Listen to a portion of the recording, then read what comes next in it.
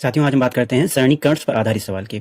आजकल प्रतियोगी परीक्षाओं में बहुत से प्रश्न पूछे जाते हैं जिसमें जो है कोई भी संख्या जो होती है उसके रूट दे रखे होते हैं और उसके पावर भी दी जाती है और उस पूरे सम का जो है हमें मान निकालने को पूछा जाता है। तो इस सवाल को कैसे हल करते हैं तो आज हम देखते हैं। जैसे प्रश्न हमारा है √2, फिर ब्रैकेट है, फिर √28 है, फिर ब्रैकेट है, फिर √34 है, फिर सबसे छोटा यहाँ पे ब्रैकेट है 25 की पावर 17, 17 की पावर 16, 16 की पावर 14। तो इस सवाल को कैसे हल करेंगे? तो सबसे पहले इस सवाल को हल करने के लिए इसमें देखा जाता है कि जो लोएस्ट संख्या कौन सी है, यहाँ पे 25 है। तो इस संख्या को हम यहाँ निकाल लेते हैं 25।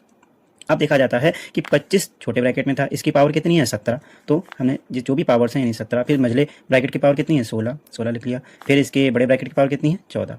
यानी जो भी पावर्स हैं उनकी सबकी आपस में मल्टीप्लाई करा दी जाती है। उसके बाद जो भी संख्या रूट में है, जैसे रूट में कौन कौन से हैं, 2 है, 28 है, 34 है, तो जो भी संख्या रूट में होती है उससे पावर्स को भाग दे दिया जाता है। तो हम जरा इसको भाग कर लें, 2 × 28 × 34। अब जरा इसको हम यहीं पे सॉल्व कर देते हैं।